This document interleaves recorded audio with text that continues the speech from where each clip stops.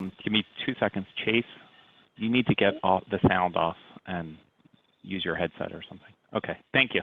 All right, so we're live, and we have some of our colleagues are starting to join us here. So we'll wait as they as this populates here and everybody joins in. Okay, thank you. Really, I'm super excited to be doing this with you today, Mark. This has been something that I get a lot of calls about from both suppliers in the DoD chain as well as MSPs. And I even have I had some frustrating conversations with some MSSPs that, in my opinion, are trying to, in some cases, like overdo things. And so I'm really excited that you agreed to be with us today. All right, so let's, I'm going to make sure that we are recording. So this will be available after the call for those that are not able to attend. So we're going to go ahead and get started so we can be respectful of everyone's time. So thank you all for joining us today. Hello, everyone. Welcome to a webinar today that's especially for you, MSPs and MSSPs. And it's all about the CMMC and are you ready, and how to get your clients ready, and also how to take advantage of this opportunity to grow your business and also to shore up the supply chain and really protect our country, which is a kind of like, I love like the superhero kind of angle with things. So I'm excited about that too. So let's go ahead and get started. For those of you who don't know who I am, I'm Leia Shilobod, the CEO of InTech Solutions. They also call me the IT Princess of Power, and I don't care if you don't like that. I'm still going to call myself that. I started InTech about 14 years ago. I've been working with suppliers in the DoD supply chain for about 3.5 years to help them to align with these ever-evolving standards and compliance. And I'm really excited to have Mark Furman with me today. Mark, can you tell us a little bit about yourself? Sure, I'd be happy to. And thank you so much for having me in here today. And I'm really happy to see that there's so much interest in helping secure our nation's supply chain. A little background on me. I have had a varied career, but my last stop in my career prior to this one was I ran an MSP with my a business partner in Baltimore that served credit unions and banks nationwide. So we started that in 2011. I left that last year so that I could start Future Feed. Amongst the things that we did is we started to try to make sense of banking compliance and identified some challenges there and the process and the way that they do things, translated them into the beginnings of what is now the Future Feed tool, but then reapplied it to where we thought the most urgent need was, which was in the defense supply chain. So we have honed and refined the tool for more than a year, and we will continue to do so. It's continually evolving as the need evolves. When we started, there was no CMMC. There was only the NIST requirement. Now we have both. And we have adapted and are in the process of adapting to that. And rather than talking about myself, I guess the first thing I would want to say about that is right now the law is asking you to look at the NIST 800-171 requirements. We can talk a little bit about that later, Leia, but for now, the CMMC model is defined. The assessment guidance, which you can think of as the advice on how to properly assess an organization, as well as the assessment methodology that the CMMC accreditation body will use. Those things haven't been published yet. So even if we know what we're going to look at with CMMC, we don't really know how to look at those things. So for right now, the best thing that you or anybody else that's involved in the sector can do is to get everybody to meet the legal requirements they already have under NIST 800-171 through the DFARS requirements in their contracts, and then start looking ahead at CMMC. Thank you. And so so just a quick housekeeping before we dive in, is that there is a Q&A section here in Zoom, which I'm sure everyone on this call knows. So if you have questions throughout the presentation, please post them there. If they don't get answered throughout the course, we want to make sure that we get those questions answered. I know that so many of my colleagues have asked me a million questions, and the thing that I have found most helpful is that is the camaraderie, the ability to be able to have you as a resource and other people who are very close with the unfolding of CMMC. There are just so many questions, and you cannot figure out these answers in a vacuum. We really do need each other to figure out exactly the best course of action for us to take and really kind of demystify it all. And I know that we're going to dive into that today, so please post your questions in the Q&A. Let's dive in. Great. So, I probably should have said this in the introduction, but today I'm representing FutureFeed, which is the tool that my company has built to help with NIST compliance and eventually CMMC. But I also am one of the directors of the CMMC accreditation body. So while I'm not here officially representing them, I'll certainly do my best to answer any questions that you have about the AB. So fire away. Also, it's going to be a little bit hard for me to answer typewritten answers in the Q&A, so I'll leave that to Leia to ask the questions and keep track of that so that I can concentrate on what I'm sharing with all of you. So let's talk about it, and we prepared this presentation from the perspective of an MSP. So let's talk a little bit about the history, and we'll move on to the more practical matters of what you should be doing now. So how did we get here? How did we get to CMMC? Well, December 31st, 2017, so at the very beginning of 2018, the NIST 800-171 requirement made it into the rules and regulations, where if that DFARS clause 7012 appeared in your contract, you had to do a self-assessment, which was great. Like, it was a wonderful thought that everybody, 300,000 plus contractors, would go out and do an objective and honest self-assessment of their cybersecurity. The reality is, within a year, the government realized that that just wasn't happening, that there wasn't really, the procurement officers weren't particularly asking for it. They didn't know how to read the self-assessment when they got it. That just wasn't their area of expertise. On the other hand, that something more was still needed, because we, you, me, everyone on this call, this country is losing $600 billion a year in lost IP. That's $4,000 for every man, woman, and child in this country. And we can't allow that to happen, not to mention the fact that we are arming our soldiers on the front lines to protect our country, and often the technology and the other things that we have to arm them with are stolen by our adversaries before they even make it to the field, because our supply chain is not well secured. So where are we now?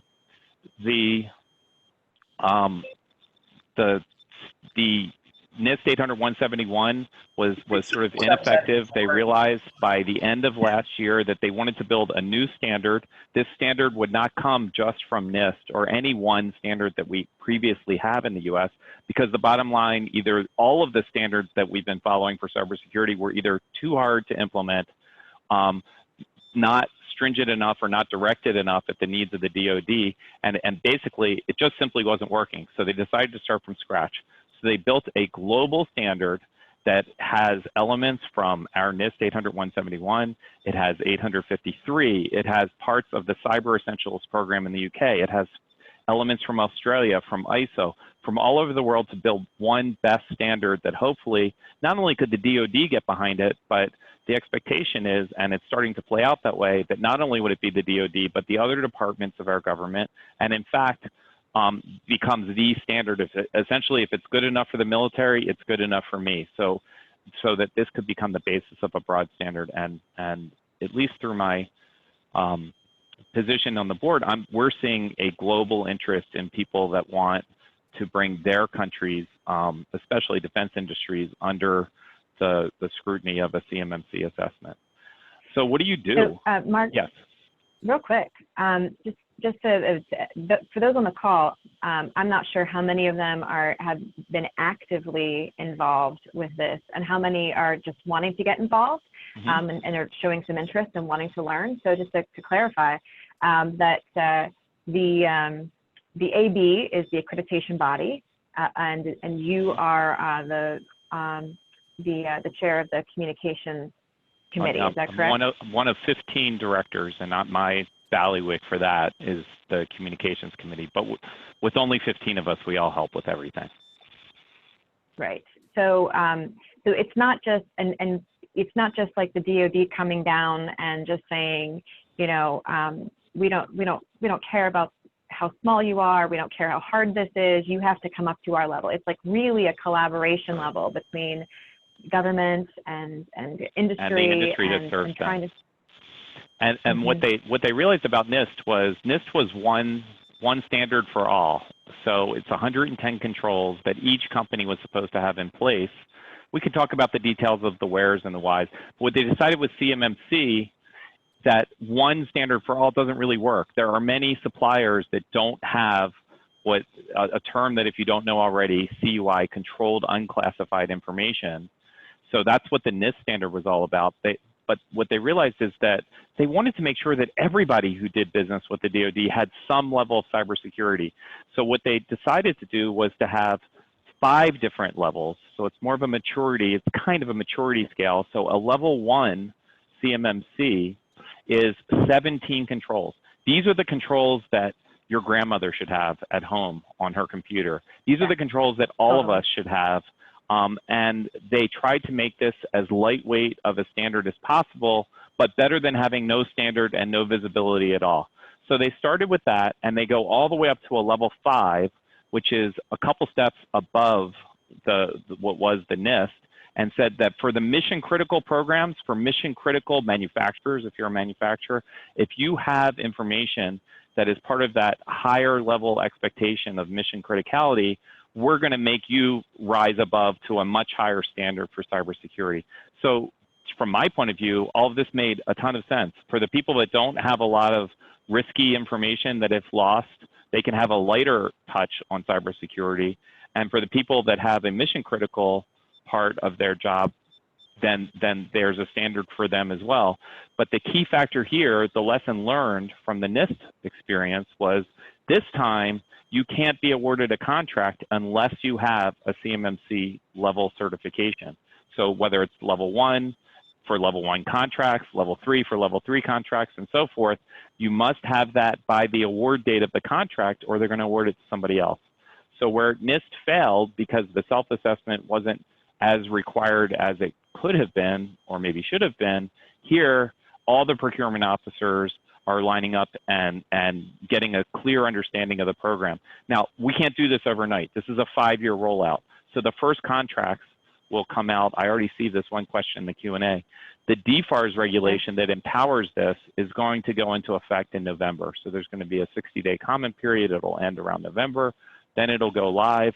From that point forward, we'll have the final regulation. We'll tweak, meaning the AB in collaboration with the DoD's PMO office, will tweak anything that needs to change because of any changes that happen in the regulation. Training will begin for assessors and professionals to do these assessments in the beginning of next year, and by the end of the first quarter, we should be allowing people to sign up for live assessments and do those assessments. Leia, how's that sound for a foundation before I move on to preparing clients and so forth? That's good.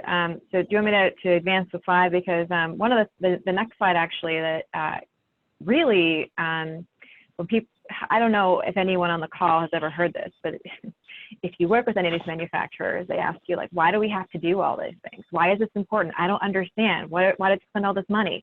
And, you know, you do want to say, well, because it's smart and I'm protecting you, but there's actually a bigger reason. How about this? Oh, yeah. I love this slide. I mean, it's like, this is why, because foreign governments are ripping off our our security, the weapons that we create, foreign entities are ripping it off and creating their own. Like, you know, this is serious. It's not just about cyber. It's about like protecting us from bombs coming to hit us, you know? Right. And they're using it either against us or to defend against whatever the best and latest inventions that we have to offer. When we put them in the field, they are looking to defeat them before we even get them deployed. It's unsustainable. Yeah. We work too hard to secure our country to allow this to happen. And for those people that are involved in the process already, fantastic. We need you. For those who are not, every single supplier to the supply chain needs your help to make sure that we're not losing our advances.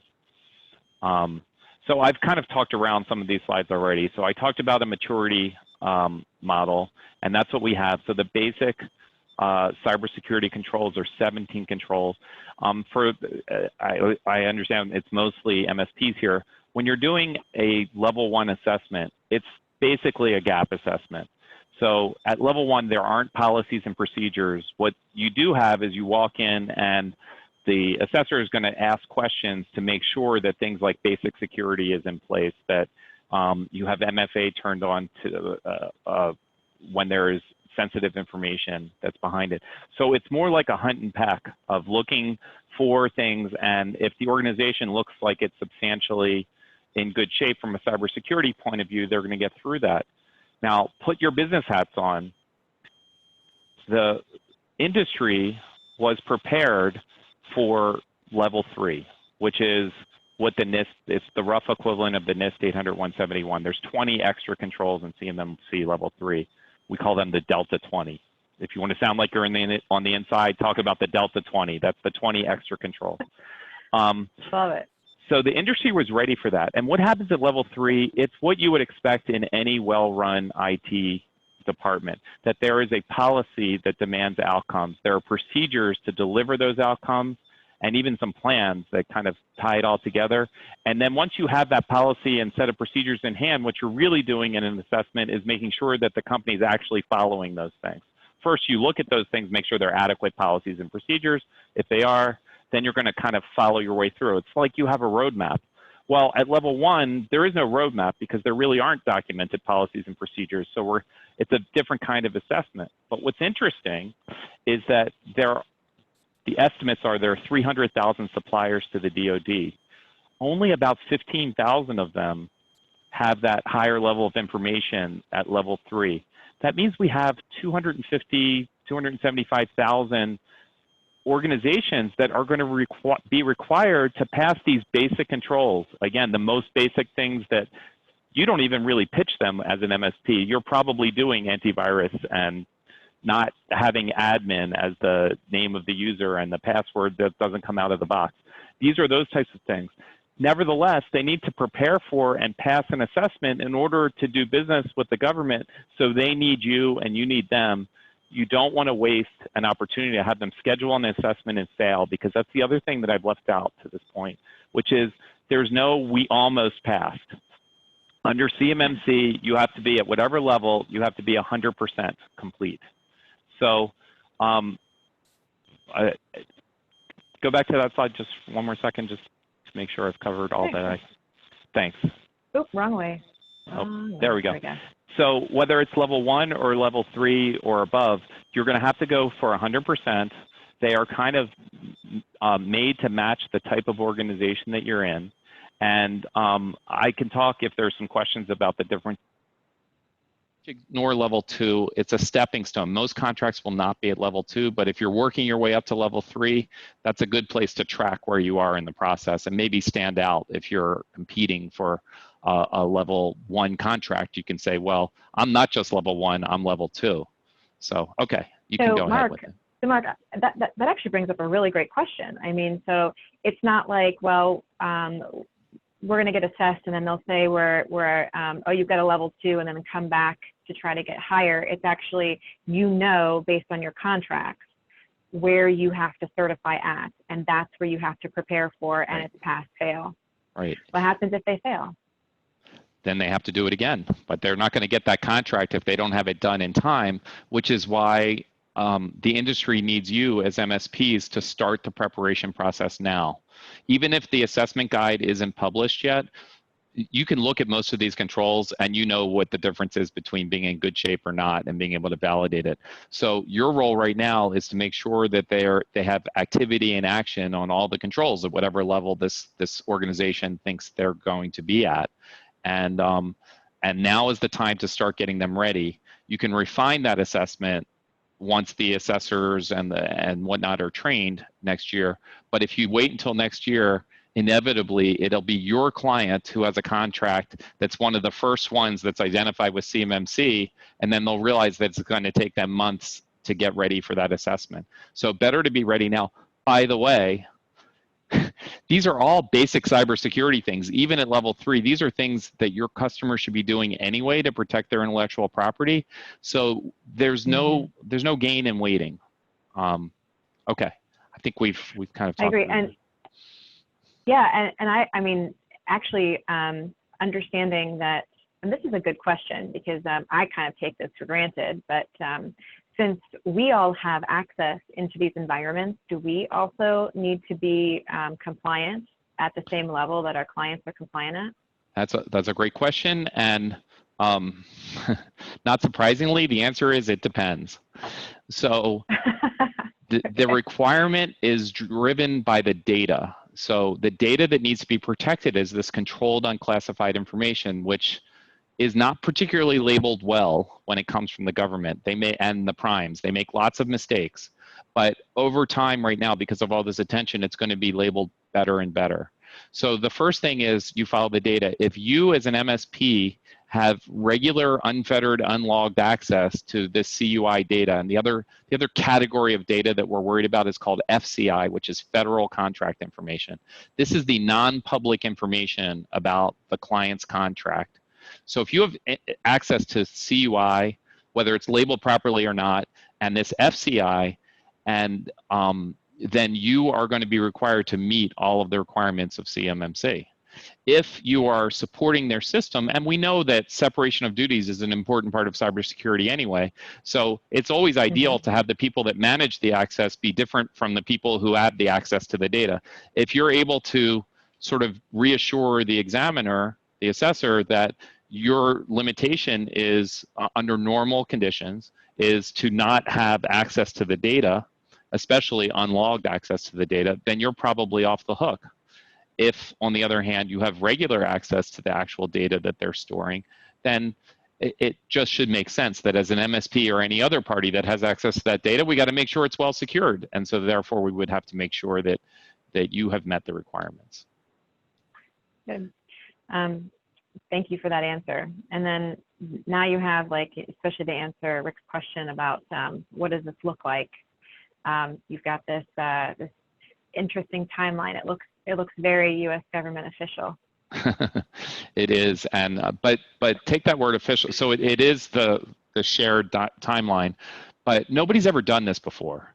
So remember that we're trying to build something from a global standard, coming into an industry on a year's notice. Everything is a new innovation, a new invention. So it's getting more and more settled. As with any timeline, I would suggest looking in the near term places on the chart rather than the things that are far out. They're more likely to change. So what can you take away from this chart? You can take away that the initial focus is going to be on levels 1 through 3. The more mission critical levels are going to be 4 and 5, and that's going to be later. So we're talking about, even on this chart, I don't even know if it makes it to this chart when we start doing assessments for 4 and 5. The training is going to begin for the core of assessors starting after the DFARS regulation hits. So probably they'll need whatever's left of the 4th quarter to prepare classes for your people to take to be assessors. So let's talk about who's an assessor and who isn't. As an MSP, you have a choice. You can have nothing to do with this and say it's too hard and walk away from the industry. We hope that doesn't happen. But if you want to be a C3PAO, which means you want to be an assessor, an organization that provides the certified assessments, you can sign up right now on the cmmcab.org website and be an assessor. If you're an assessor, you can provide advice to suppliers in the supply chain about their cybersecurity, but you won't be allowed to win the assessment of an organization that you advised or did implementations for. So you kind of have a choice with your existing clients. Do you want to be their assessor? Because it's a private market. They can hire you to be their assessor, but not if you did the pre-assessment work for them. On the other hand, you can make relationships with other C3PAOs, and you can do the pre-assessment work. And if you think that they're a good organization, make an arrangement with them where they will be the assessors and you will be the prep people. There is another path, since we can't deliver that training and those assessors until the beginning of next year. We have created an organization. So Michael, it does do a little pop-up on here. This is a great little tool. Yes, you can be an assessor for one and a prep entity for the other. The only boundary is you can't do both of those things for the same organization. So you should be thoughtful about what your goal is in helping the organization. So there are certifications to become a C3PO, and they're posted on the CMMC AB website. Just click on C3PAO and you can see those requirements. Not every requirement is out there. I can tell you we've had a huge response at CMMC AB. Many C3PO candidates have signed up, as well as assessors. We have, I think, something like 1,200 transactions between organizations and individuals who want to be part of the system. There is a second path that you can follow, and we're going to need to move on, so we might have to do this again and do a CMMC focus. But the second path you should look at is RPO, which is an organization. We're going to have training up for RPOs in August, maybe as early as next week. There you can register to be part of the organization, sign a code of conduct that will make sure that you stay within the boundaries and lanes, and your people can be exposed to an online course, so you can consider it the basic training of CMMC, so that when you're going about prepping your clients between now and January, you're actually doing it in a way that's informed and trained by the accreditation body, and it's a video training that'll take a day and a half. So there's two paths for you to go, and before somebody asks, you can do both. So if you wanted to get into the advisory work now and you want to be a C3PO later, you just sign up for both types of organizations, or you can sign up for one or the other, whatever fits your business. Yeah, I just noticed, yes. I mean, we don't have time to go too deep into this. We're already like halfway through and we have so much to talk about, but right. I did notice that you could register, well, you could submit an application for your entire organization, RPO organization, or just individually. It's a both. It's an and. So the contracts are made between organizations and organizations. So you have to register to be an organization in order to serve the client, but then you must employ individuals like registered practitioners. That's the army of people that you have that you're going to deploy in the field. Each one of them should be registered. It's those RPs or CPs in the certified side of things that go through the actual training. That's who you deploy in the field. Gotcha. Thank you. All right. So in getting started,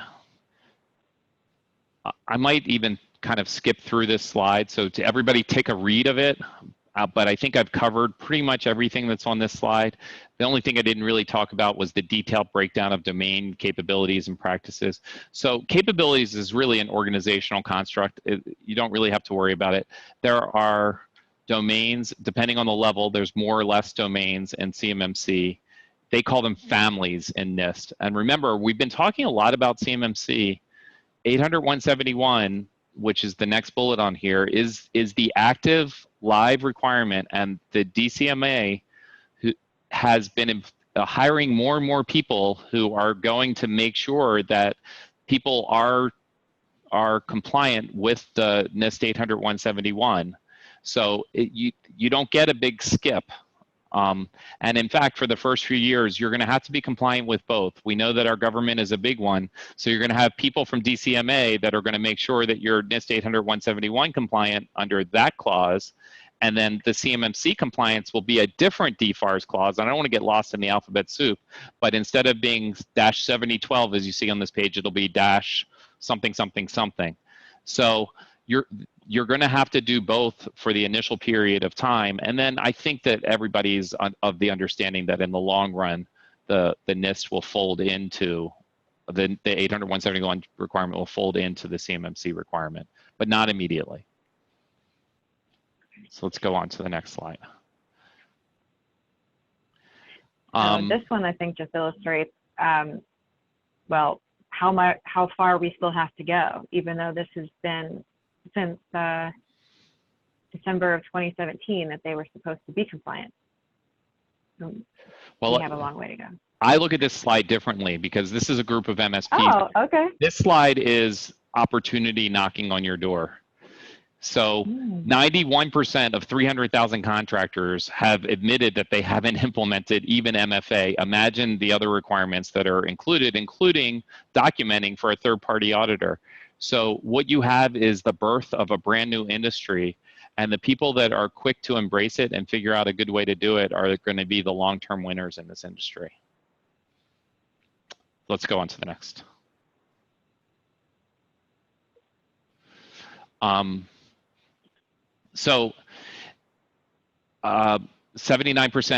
of SMB surveys said they intend to spend more in cybersecurity. That's not even looking at just the DoD, but that's a broader measure.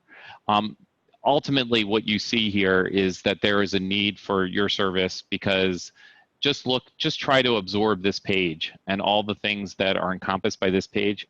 Imagine if IT isn't your main business.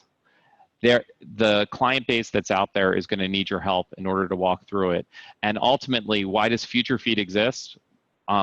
It's because there is enough there and enough to organize and structure that you need some sort of tool to keep track of it all. If you try to do it on a spreadsheet, even some of the competing tools that are out there are kind of just fancy online spreadsheets.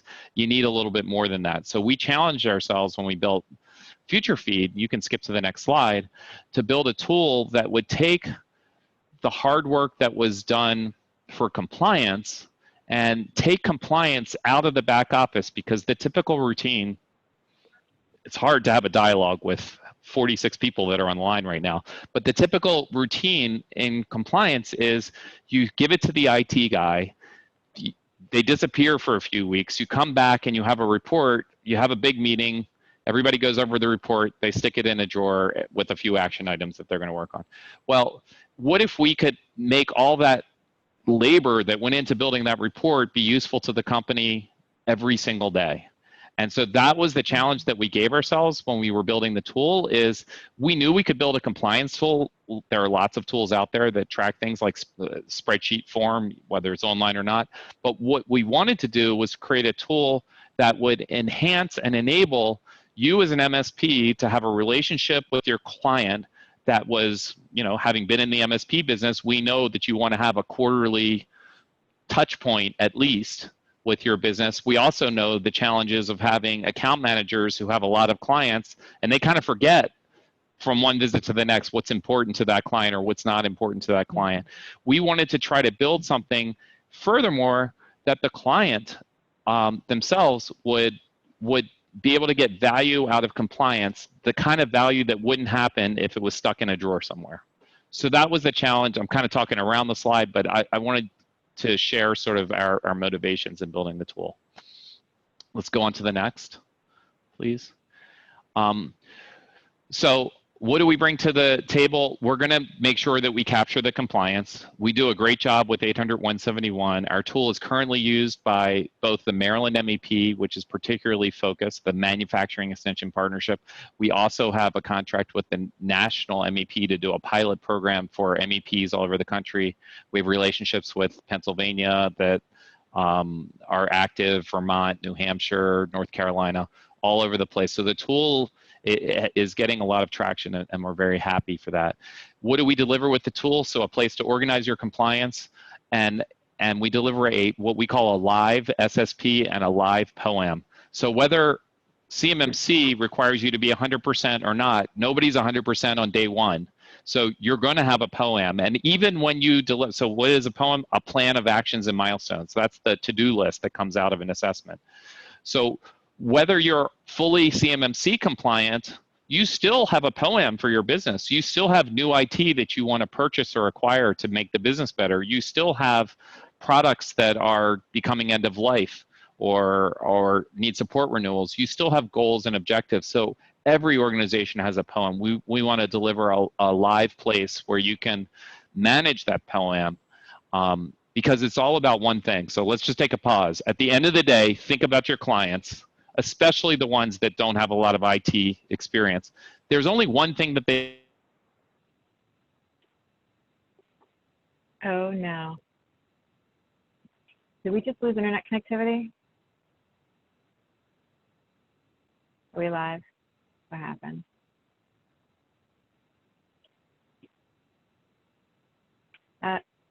Okay, so we lost Mark, but can you guys hear me? Okay. Whoa. Oh no. We just lost the star of the show. All right, guys. Let me Mark.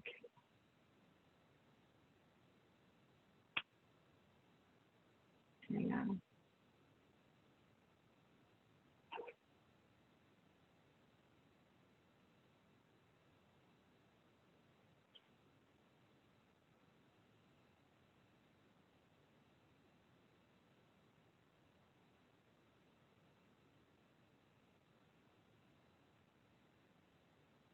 All right.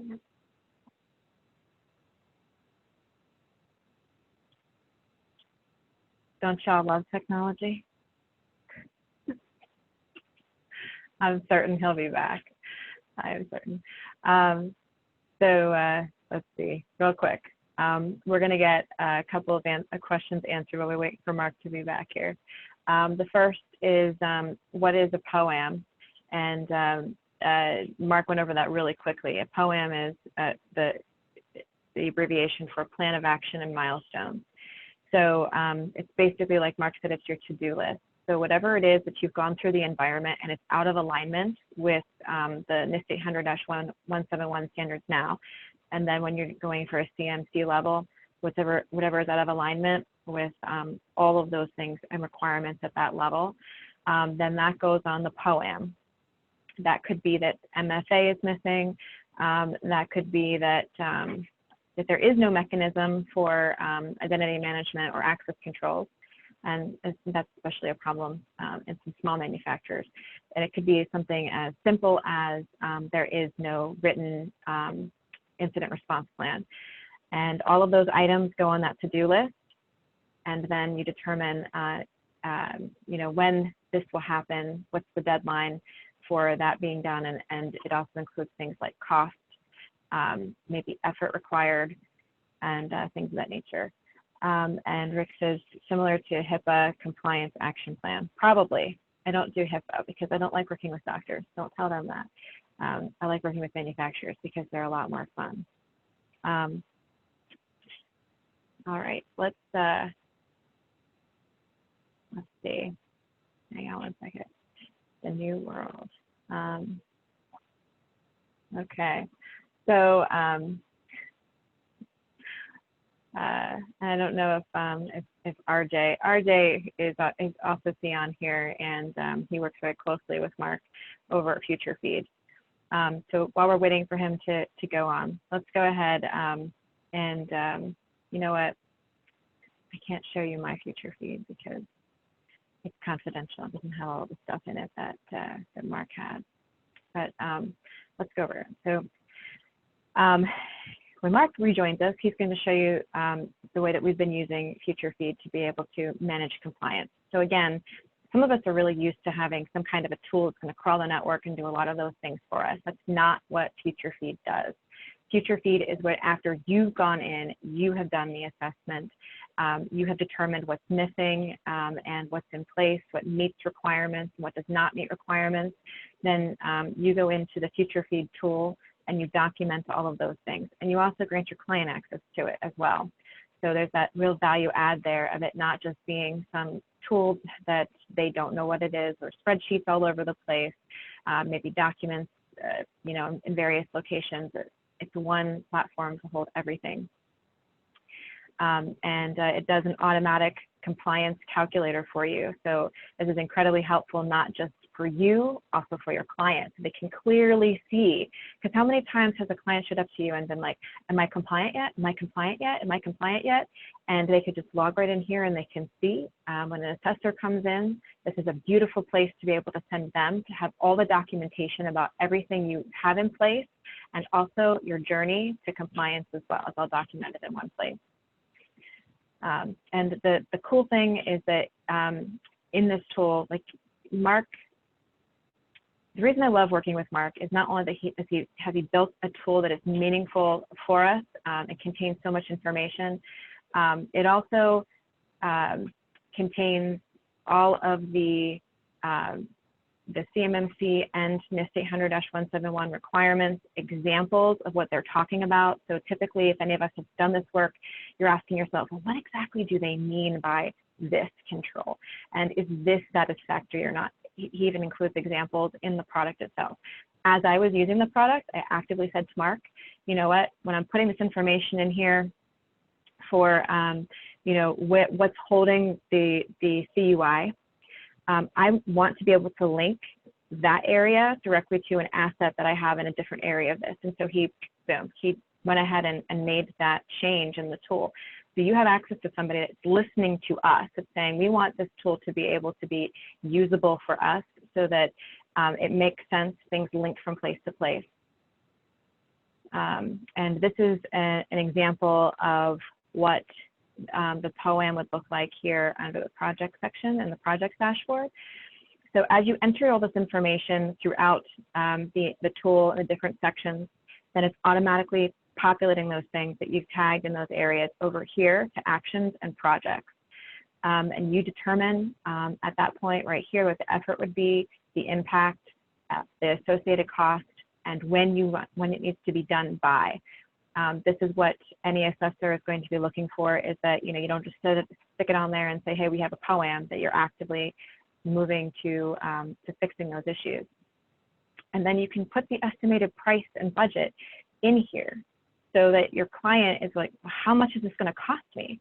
I was just on a call yesterday with an MSP who was really concerned because you know, the client that he's working with is a small manufacturer, and you know, he said, well, we're going to have to put everything on, you know, we're going to have to get him a server, we're going to have to do this, we're going to do that, and they're going to spend like $50,000. And I'm like, well, let's talk about first of all, do they need that right now where they are? And if they expand their contracts, what would they need to do then? And then you can put that right here, so it's really clear about what they have to do to gain compliance, and then be able to tell a client, if you decide that you're going to go in this different direction with contracts, then that's what it's going to mean. Like, in advance, you have that trusted advisor, consultant role where you can help them understand, if you go for this kind of contract, that means that you're going to be at a different level, and that means that you're going to have this kind of spend. It's almost like writing a check ahead of time. If the client wants to make that step, then they have to buy the solution. They have to. They don't have a choice, because now that we have the certification process, they have to comply. All right, and he's coming back. Who's responsible for classifying CUI? Yay, back. Thank you. I was doing a pretty decent job in your absence, but Thank you.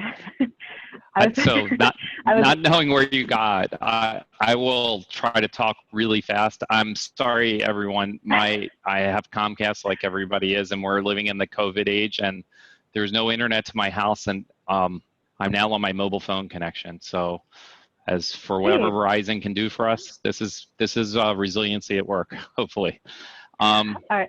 So what I was able to do was tell him a little bit about the tool, how I've used it, how it links things, and then automatically I'm telling him how here it's automatically populating those things to actions and projects, budgeting, how to use that strategically with your clients, And I also did mention, sorry you weren't here, so I went ahead and mentioned that you were really great to work with when I had any kinds of recommendation or suggestion to make the tool more meaningful and easier to use.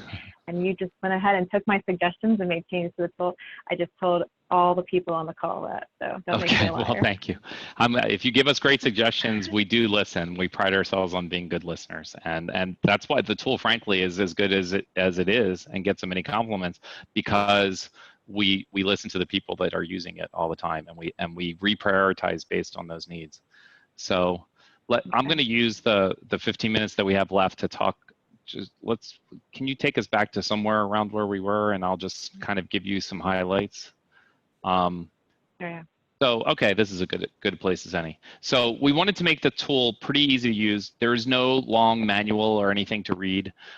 It's very simple. There's what we call the subway map along the top, which means that you start with the company profile, 100,000 feet, looking at 100,000 foot view of looking at a company, and then we start to break it down into its technology at 25,000 feet, the assessment at ground level, and then as we do that, we are building the SSP and we're building the POAM.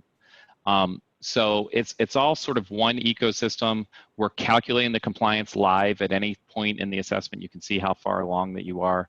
The subway map drives it, and then ultimately the heart of the tool is right when I got cut off. I was saying that ultimately what any decision maker from any of your clients has is they have a resource allocation problem. If they're going to rely on you to do the IT or to implement the needs of the company, then ultimately they need to write a check, or they need to allocate people on their team towards supporting the IT. So it all comes down to that one decision. So what we tried to do is enable that decision by getting everything to be on the same playing field with the same rules, even if they were really diverse decisions. And that was another way to to enable compliance to be something that you live with, not that you live for once a year. So let's go on to the next slide. And we will get everybody out of here on time, and I'll try to leave some room for questions. So this is one of the ways that we do that. So here is a project dashboard. Along the top here, I don't think you can see my mouse moving, but we have actions, projects, and scores. Actions are all the super detailed things that happen when you come out of an assessment. For example, in an 800-171 assessment, typically there'll be at least 100 action items if you've never looked at the client before. I, for one, can't deal with 100 of anything. So what do we do when you have 100 different things to do? We need to organize and group them. What is a project at the end of the day anyway? It's just a group of actions that have to be completed. So when I talk about equaling, having a level playing field with all the same rules, it comes down to these columns in the middle: impact, effort, and cost. So for a moment, forget about tools and everything else. What drives a CEO or COO's decision as far as what to do first, second, and third? The first thing they're going to ask is, what does it do for my organization, whether it's compliance or anything else? So that's the impact question. So is it extremely impactful, or does it not do much? Most people will go for the most extremely impactful things first. And even more so if you say that it's very impactful, like the second item on this page, and there's a low level of effort and there's a low cost, well, that's a no-brainer. We should put that in a project where we can easily prove our value quickly, and then we can concentrate on the harder things. Let's get all this stuff out of the way. I'm not going to tell you how to organize projects. I'm telling you that with this tool outlined the way it is, where you can see the price, the impact, the level of effort, and the cost all in one place, and start to make a commitment to deliver it on a certain timeline to the client, all the things that you need in that QBR are on this page. Ultimately, there is more detail, but that's for the IT managers and directors that are at the client site. The decision maker needs to know, how much is it going to cost and what is it going to do for me? We deliver that. And the rightmost column on this page is, this particular screenshot, they don't have compliance impact, but if the action items did have a compliance impact, you would see the exact percentage of the compliance impact that completing that project would do. So let's skip to the next slide. Within our guidance, when you're doing the assessment, we do produce, you can see here, four things that come out of the CMMC materials. One is the source discussion. So where did they get this practice? Basic security requirements. So there's a nice summary. If you need to explain to your client, why is this important or why is it not? Source discussion is where you need to look. The CMMC clarification, where the good folks at Carnegie Mellon and Johns Hopkins APL put together, tried to fill in the gaps from the original sources of the compliance requirements. And I find it very readable. The rule that they were given when writing this material was that it had to be written to an 8th grade English level or below. So nobody's going to geek you out in reading this. Anybody can understand what this language is. They also give you for each practice of 1 or 2 or 3 examples. And then if you really do want to read more and you want to kind of geek out on it, the references for where the practice comes from are listed. So all of that is captured in the tool and it's there for you right now. This is part of the transition to CMMC. Let's go to the next slide. You guys say something in the chat if I'm talking too fast or moving too far forward. I hated losing that time, so I'm definitely accelerating. Here's something that, as far as I can tell, there is no product anywhere that has anything like this. Here's the problem that we're trying to solve with it. Do we all, hopefully, I'll speak for myself. I've definitely run into a lot of IT people that plead that they are in charge of too much stuff. You can't give me a single other thing to do.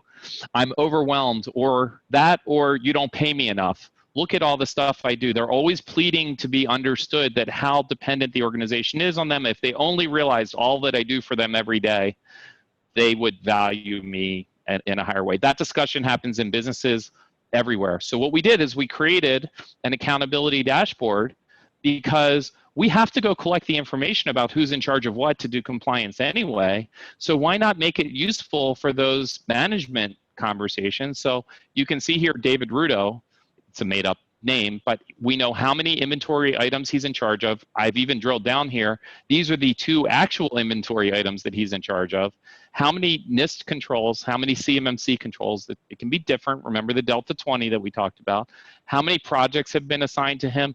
And the tool allows you to capture just really good IT ideas or even other ideas. Some of the banks used to put all their ideas in here. So all of it gets us the same level playing field where you're looking at impact, effort, and cost and making decisions. Here, once the decisions are made, you can compare and contrast who's in charge of what. As far as I know, there's not really an easy way to do this with any organization using any of the tools. The tools get too detailed. What we need is a strategic tool here, so that's what we've created. Let's go on to the next. Here's another thing that is remarkably and shockingly missing from a lot of tools that are out there. How many times have any of you walked into a new client and said, give me a list of all the software that you have? And they can't. They simply don't have, they don't know what they own. It's been built up over years. And not only that, if they give you a list, it's some scan that has 27 other things that they don't use anymore that's still stuck on a machine, but it came on the scan. That's no way to have a strategic meeting. So since for compliance, we have to go through the rightmost columns here, end users and admins. Since we have to go through and find out on all of their systems, especially the ones that have the confidential data, why not ask the client what they think about the suitability, reliability, and experience with all of those tools? Now you're the account manager, you walk in for your next quarterly meeting, and would you spend time on the first line item here where they think it's incredibly suitable, reliable, and a great experience? Or would you talk to them about how you can improve the 4th line item where they are clearly not very pleased with how that's working? So this gives you a really focused conversation way to work with your client. And I guess the other thing that happens on the screen is your IT environment is not just about the environment you have, but by putting the POEM items on the same page, now you can envision not only the environment you have, but the environment that you will have when you complete these POEM items. So now you've really painted the picture for true collaboration between you and the client. So let's move on to the next page, if there is one. Or the last one. So let's end with sort of the market size. Whether you use Future Feed or not, there is a huge market. This graph will show you what percentage, at least of government contracts, and this is 2018 data, this is how many contractors are out there and doing business with the government. All of these people need to comply with CMMC. There's going to be a huge demand for assessments. The best way to prepare for an assessment is to do an 800-171 assessment now and do a second engagement whenever their number comes up and they're ready to do the full CMMC. Starting late is going to be, there will not be the supply of providers like yourselves available if everybody waits to the last minute. And there will be contracts that are let in early 2021 or during 2021 where people just didn't do their part for CMMC, and it's going to go to the contractor on the list that did get ready for it. I would suggest to you that it's a wise investment to figure out where you fit in this ecosystem and then start figuring out how to play a part. So I hope the future feed can help you, not just for CMMC. If you got anything from the last 10 minutes since I reconnected, it's really, our tool is about your relationship with your client. It's not about NIST. It's not about CMMC. It's about having a living, collaborative, viable, long-term relationship with clients, and I hope that we deliver on that. So we have like 4 minutes left, Leia, sorry, but if there are any questions, I'm happy to take them, or you can take them, whatever you need to do. Oh, I do see a question, sorry. Sorry, before you go, I see this question, does it work for both NIST and CMMC? Yes, if you're on a common requirement or practice, there's a button that you can click and you can flip back and forth between CMMC and NIST. And if you're in the CMMC mode, obviously you can't flip to NIST, but you'll see that that button's missing and that everything is loaded, whether it's CMMC or NIST. Go ahead, sorry, Leia. Okay. Tyler asked if who's responsible for classifying CUI, and that would be whoever issues the contract, right? No, so the answer is everybody. So okay. If the government issues a contract and as part of the course of doing the contract, CUI needs to be transmitted to the prime and then flow down to the sub, then the government should ideally label that. The prime, in creating their subcontract and actually doing the contract, creates CUI in the process of doing it. So you as a contractor, if you're going to make some new part, like some gizmo that, something like this, my Dell little pod thing, but it's for military use and it's not enough to be classified, it's not a secret, but it is CUI. When I draw the plans for this thing before I deliver it to the market, those plans are immediately CUI the moment I create them. So whether it's the supplier, the prime, or the government, it's important that all of them get familiar with what CUI is and isn't, and when they see it or create it, it should be labeled from that point forward. Last thing on that, if somebody gives you something that you think is CUI and it's not labeled CUI, the way the law works and the rules work is you got to tell the person that gave it to you that if you're not entitled to it, take it back, you know, you're deleting it right away, and also inform them and relabel it. Yep. Okay, and then so let's say that that the people who are on this call or that watch this recording say, you know what, this is incredibly fascinating. I think this is the answer that I've been looking for to be able to really either take what I'm doing to a new level or really be able to enter the marketplace and have a competitive advantage. How do they get access to the tool? And are you able to offer them anything so that they can, yes. you know? Yes and yes. So go to futurefeed.co and there's a pricing page so you can see the pricing. Note that there is an MSP product, but we haven't delivered that product yet, so any MSP features we have are free for now. So we basically have two prices, one for small businesses, because we're huge fans of innovation and creativity and small business and startups. So if your client has less than 10 people, they pay half price. Otherwise, it's the standard price. So it's basically a one product thing.